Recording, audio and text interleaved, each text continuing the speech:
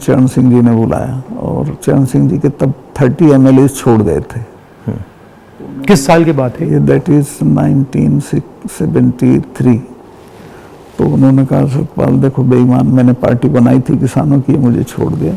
मेरा हाथ पकड़ के उन्होंने बड़ा इमोशनल होकर कहा कि तुम इस पार्टी को संभालो, किसानों की पार्टी है और किसी से बात मत करो, अभी जाके मेरी मीटिंग है शाम को 5 बजे जिम खाना में, उससे पहले अनाउंस कर दो तुम मेरे साथ हो और किसी से मत मशवरा। जैसे उन्होंने कहा था वैसे ही किया और नेक्स्ट डे आ गया कि मैं उनके साथ हूँ। उन्होंने सारी पार्टी मुझे सौंप दी, जनरल सेक्रेटरी बना दिया। उसके बाद उन्होंने MLA लड़ाया तो मैं 26 साल की उम्र में 74 में MLA हो गया। फिर राज्यसभा का मेंबर हुआ, 2 बार लोकसभा का हुआ, मिनिस्टर हुआ और अब गवर्नर हुआ। तो तब से लड़ाई झगड़ा कुछ ना कुछ चलता रहता है। बट होल टाइम पॉलिटिक्स में आ गया, फिर प्रैक्टिस वगैरह नहीं कर पाया। तो कैसे थे वो चरण सिंह? चरण सिंह जी वो अच्छे थे। तो उनकी दिक्कत क्या थी कि उनको किसी भी तरह प्राइम मिनिस्टर बनने का एक सपना देखते थे वो। हाँ। तो उसमें उन्होंने इधर उधर किया और वो कल्चर्ड, ईमानदार, बहुत स्वीट आदमी थे। बट ये मतलब हमारे जो पॉलिटिशियंस है, काफी लोगों को ये हो जाती है कि बस बनना ही बनना है। हाँ, मतलब सब कुछ कॉम्प्रोमाइज करके बनना है। मैं आपको कह रहा हूँ, आपकी पूरी जो स्ट्रेंथ है जो किसी के पास नहीं है, वो ये है कि मुझे कुछ नहीं चाहिए। इससे सामने वाले सब खलास हो जाते हैं। पर ये होता क्यों है कि मतलब इतनी मतलब इम्पेशंस हो जाती है कि बस हर हालत में ही मतलब काफी पॉलिटिशियंस ऐसे हो। आज़ादी की फौरन बाद तो राजनीति एक तरह से कर्तव्य था और लोग करते थे उसको उस तरह। फिर ये प्रोफेशन हो गया और अब ये बिजनेस हो गया है। आप जम्मू कश्मीर में जब थे जी, मतलब बड़ा कॉम्प्लिकेटेड टाइम था, बहुत कॉम्प्लिकेटेड। उसके बारे में आपकी क्या राय है? क्या मेरी ये राय है कि जम्मू कश्मीर को आप जबरदस्ती या फौज से ठीक नहीं रख सकते हैं।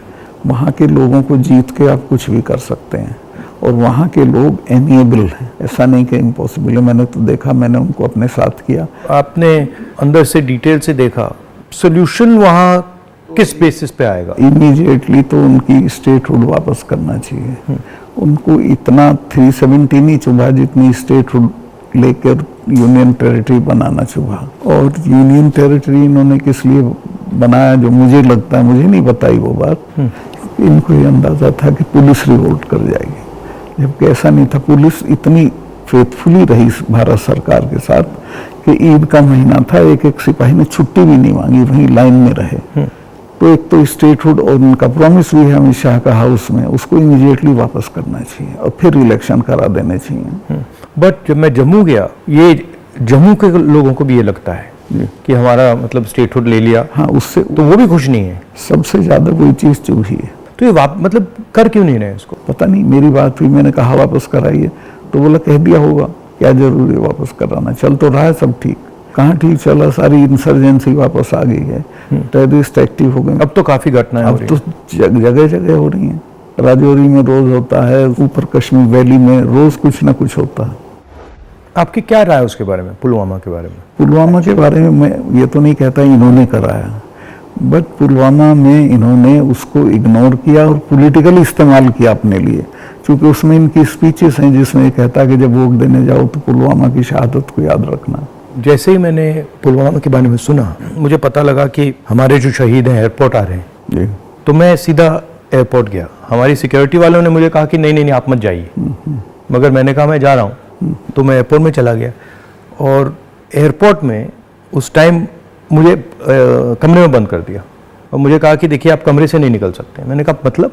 तो उधर वो सब शहीद आए थे, वहाँ पे आर्मी के लोग थे, प्रधानमंत्री आ रहे थे और मुझे मतलब लिटरली चाबी से बंद किया कि आप बाहर नहीं जा सकते। मैंने सिक्योरिटी वालों से बोला ये मतलब ऐसे कैसे कर सकते हैं, और फिर लड़के मैं वहाँ से निकला तो मुझे लग रहा था कि एक पूरा वहाँ पे शो सा क्रिएट हो रहा। हाँ, वो था ही। वो प्रधानमंत्री को श्रीनगर जाना चाहिए था, राजनाथ सिंह आए थे, मैं था, हम लोगों ने श्रद्धांजलि दी थी। प्रधानमंत्री को उसी दिन जाना चाहिए था। नहीं, मगर मुझे उसमें क्या शौक लगा कि ऐसे लग रहा था कि एक कोई बड़ा इवेंट सा हो रहा है इसके लिए, और वहाँ पे प्रधानमंत्री आए हैं और ये पूरा मतलब जैसे देश को दिखा रहे हैं कि भैया देखो, काफी डिस्टेस्टफुल सा था।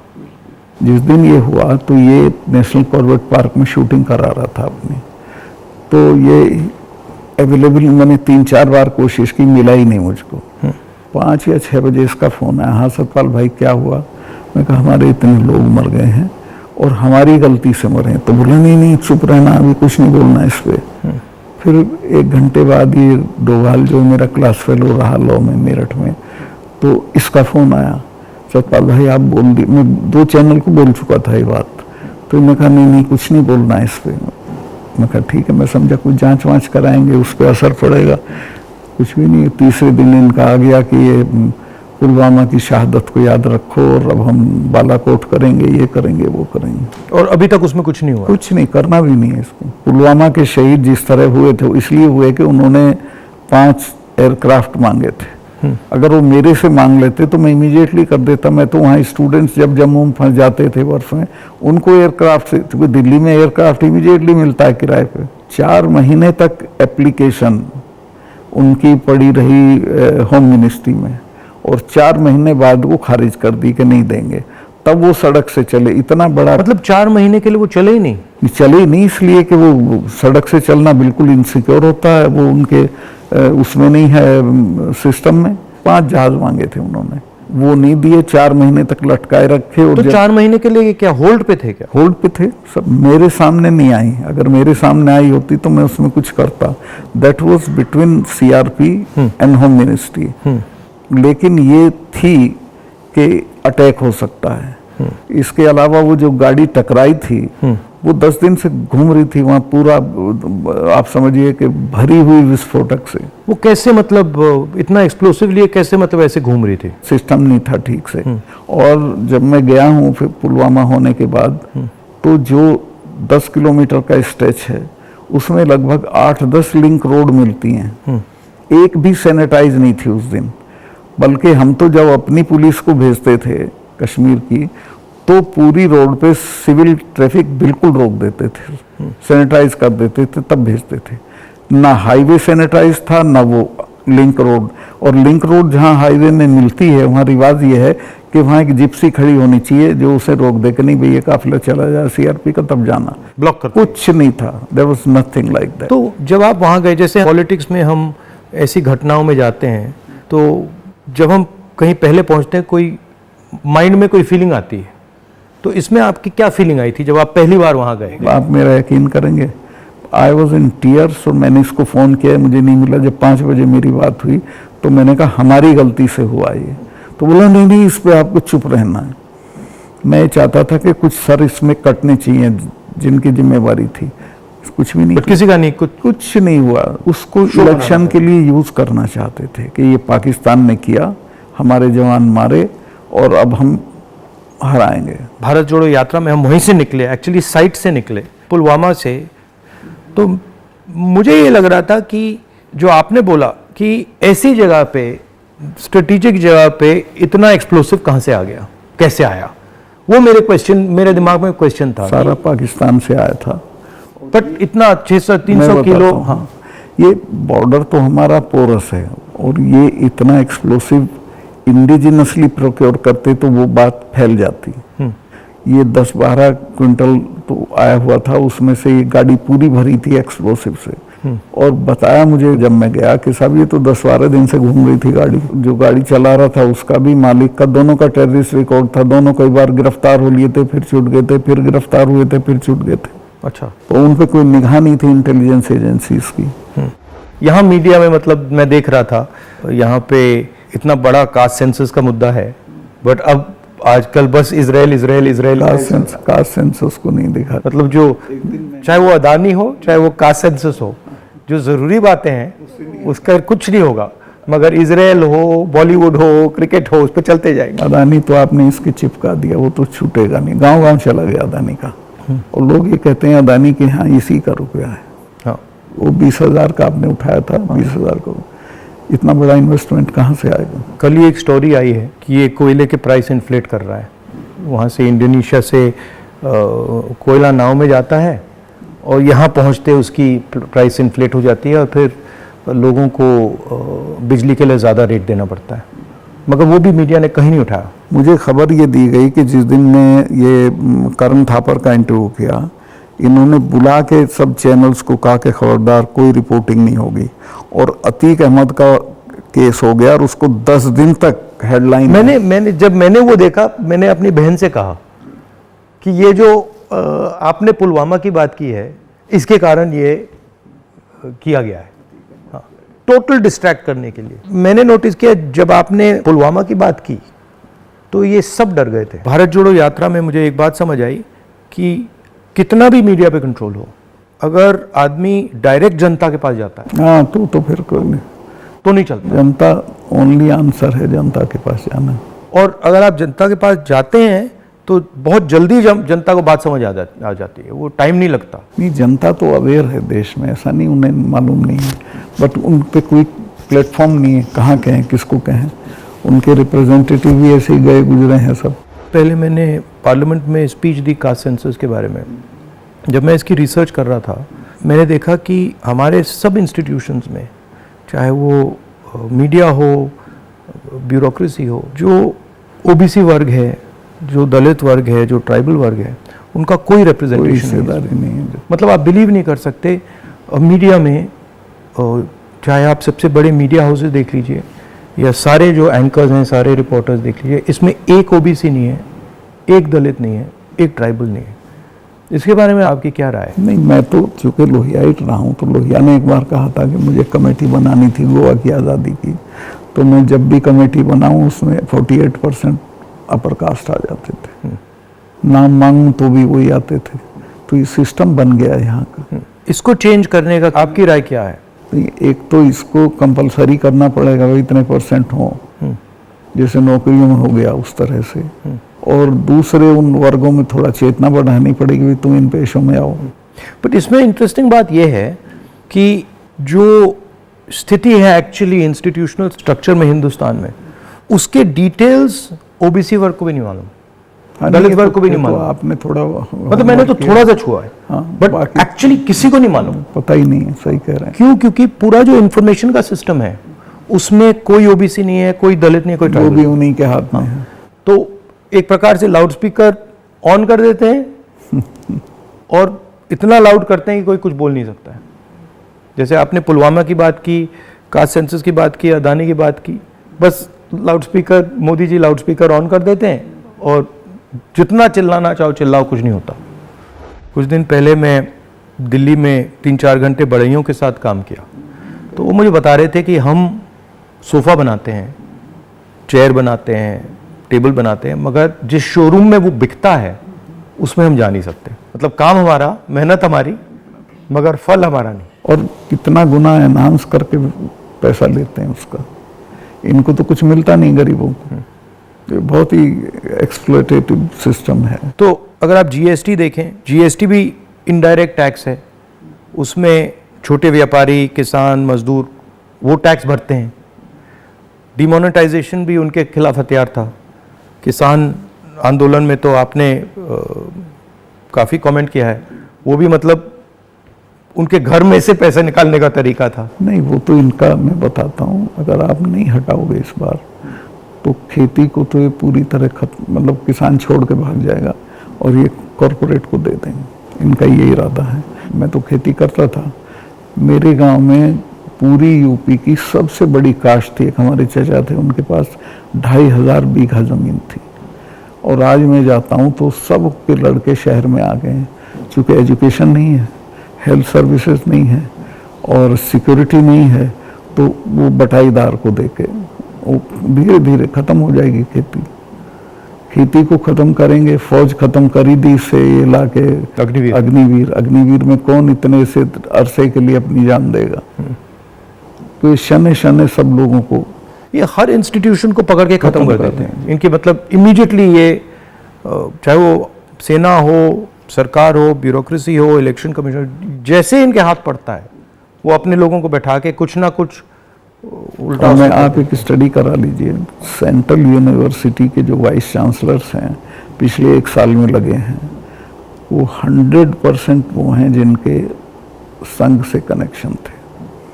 उसके बिना आप कोई नौकरी नहीं पा सकते हैं आज, और सेंट्रल यूनिवर्सिटी की तो बिल्कुल नहीं पा सकते हैं। जो इंटर कॉलेज के प्रिंसिपल होने लायक भी नहीं थे, वो वीसी लगे हुए हैं सब जगह। मतलब इनका शिक्षा का सिस्टम नहीं रहा, अब कंट्रोल का, माइंड कंट्रोल का सिस्टम बनाने की कोशिश। आपके मुताबिक इम्प्रूवमेंट लाने का क्या तरीका है?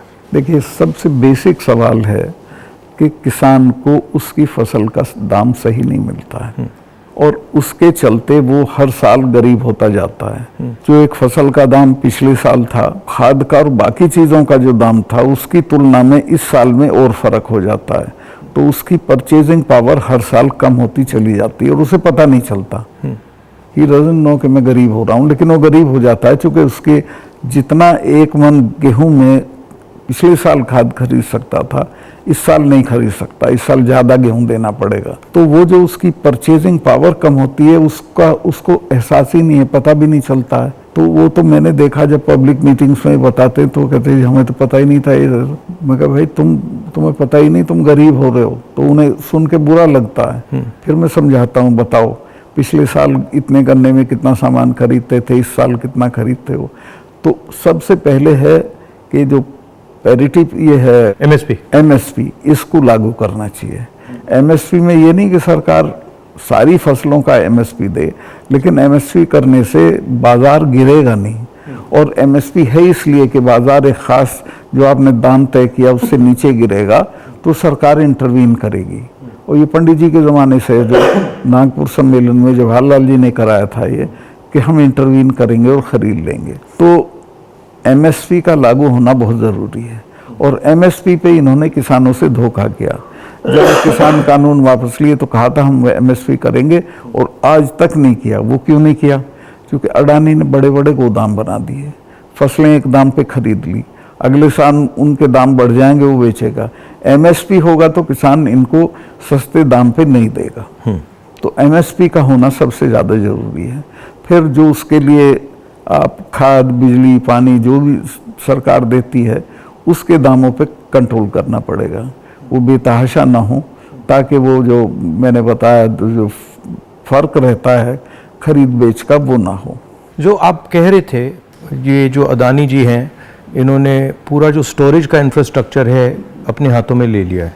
इसका इफ़ेक्ट मैंने जम्मू कश्मीर में देखा, इसका इफ़ेक्ट हिमाचल में दिखता है, अलग अलग स्टेट्स में, हरियाणा, पंजाब में। हरियाणा में तो पानीपत में बड़े बड़े गोदाम बना दिए। तो पूरा मतलब इस जो स्टोरेज का इंफ्रास्ट्रक्चर ये कैप्चर कर लिया है। तो फिर जब भी ये प्राइसेस को मतलब ऊपर नीचे फाइन ट्यून करना चाहते हैं, कर देते हैं, तो ये किसानों को मतलब नुकसान, डायरेक्ट नुकसान पहुंचाते हैं। जब तक इनके खिलाफ हल्ला बोल नहीं होगा तब तक सुधरेंगे नहीं, या फिर सरकार बदल जाए। अभी तो इन्हें टोटल प्रोटेक्शन है। मगर मैंने देखा है कि जनरली सरकारों के पास जो किसान का जो स्टोरेज की कैपेबिलिटी होती है उसके बारे में सरकारें ज़्यादा नहीं सोचती हैं। वो ज़्यादा नहीं, बिल्कुल नहीं सोचती। आप नॉर्थ ईस्ट में भी थे? हाँ, मेघालय में। वो मुझे पनिशमेंट पोस्टिंग दी गई थी गोवा के बाद, क्योंकि गोवा में मैंने करप्शन के बारे में बहुत बोला था। लेकिन वो अच्छी गोवा से हटा दिया गया। हाँ, गोवा से हटा के नॉर्थ ईस्ट भेज दिया गया था। तो कश्मीर से हटाया, फिर गोवा से हटाया, फिर मतलब सब जगह 5 तबादले किए इन्होंने मेरे, जैसे सरकारी कर्मचारी के करते हैं। तो नॉर्थ ईस्ट बेटर था, वहाँ 12 जिले थे, गोवा में 2 जिले थे। और मेघालय बहुत अच्छी जगह है, कोई झगड़े टंटे की नहीं है। रिलैक्स लोग हैं जी हाँ, रिलैक्स अच्छे लोग हैं। संगमा साहब का लड़का चीफ मिनिस्टर था, तो उससे बहुत बढ़िया रिलेशनशिप रही, कोई दिक्कत नहीं हुई मुझे। तो मणिपुर के बारे में क्या राय है आपकी? वहाँ मतलब पूरा फेल्योर है सरकार की। चीफ मिनिस्टर जा नहीं सकता, कुछ कर नहीं सकता, लेकिन उसको अभी तक हटा नहीं रहे हैं। ये जम्मू एंड कश्मीर का भी ऐसे ही प्रयोग करते हैं, पंजाब का भी ऐसे ही प्रयोग करते हैं, मणिपुर का भी ऐसे ही प्रयोग करते हैं। मैं गया मणिपुर में, वहाँ जो आप कह रहे हैं बिल्कुल सही है, वहाँ कोई कंट्रोल नहीं था। पूरी क्राउड निकल आई थी। आप कोई कंट्रोल ही नहीं था, मतलब बिल्कुल एक स्टेट बचा ही नहीं है, 2 स्टेट बन गए हैं, एक इस तरफ दूसरा दूसरी तरफ। नॉर्थ ईस्ट सेटल्ड था, इन्होंने डिस्टर्ब कर दिया। सब जगह ये कुछ ना कुछ मतलब अपना करते रहते हैं। और 6 महीने की बात है, मैं लिख के दे रहा हूँ, बिल्कुल नहीं आएंगे पावर में। नहीं, एक्चुअली अगर ज़मीन पे जाएं तो बहुत नफरत है लोगों, बहुत शदीद, पूछिए मत आप।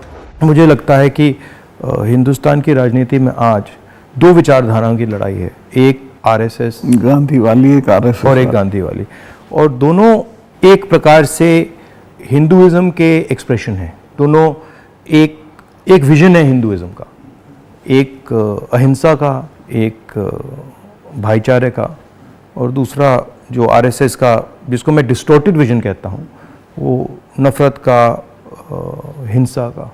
तो इस फाइट के बारे में आप क्या सोचते हैं? मेरा यही सोचना है कि हिंदुस्तान कंट्री के तौर पे तभी सरवाइव करेगा जब वो लिबरल हिंदुइज्म के रास्ते पे चलेगा, जो गांधी का विजन है। गांधी ने ऐसे ही नहीं कहा था, गांधी ने इस देश को जितना समझा था किसी ने नहीं समझा था। वो गांव-गांव गए थे, जगह जगह गए थे, और वो इस नतीजे पहुंचे थे कि नहीं, बाकी बातें बेकार हैं, ये ठीक है रास्ता। तो हिंदू का जो लिबरल हिंदू थॉट है वही रहेगा तो देश सरवाइव करेगा, वो टुकड़े टुकड़े हो जाएगा अदरवाइज। और ये कोई राजनीतिक बात नहीं है, मुल्क के अस्तित्व के लिए जरूरी है कि हम मिलजुल के रहें, एक दूसरे के साथ रहें, झगड़ा ना करें। नहीं, झगड़ा होगा तो मुल्क ही नहीं रहेगा ना। हाँ बिल्कुल, तो मुल्क का मतलब ही है कि मतलब भाईचारे से मिलजुल के रहें जी, मिलजुल के लोग रह रहे हैं। तो आपका मतलब काफ़ी सालों से इस लड़ाई में आपका एक्सपीरियंस रहा है, और आप मतलब बहुत सालों से आरएसएस से लड़ रहे हैं। तो आपके मतलब सजेशंस, राय क्या है? मेरी राय ये है कि अपने लोगों में ये प्रचारित हो ठीक से गांधी का, कांग्रेस का जो विजन है कि ये हम क्यों इनसे डिफरेंट हैं, ये क्या चाहते हैं, वो क्यों आपके हक में नहीं है, ये पॉलिटिकल लोग भी नहीं बोलते हैं, उनको ही बोलना चाहिए।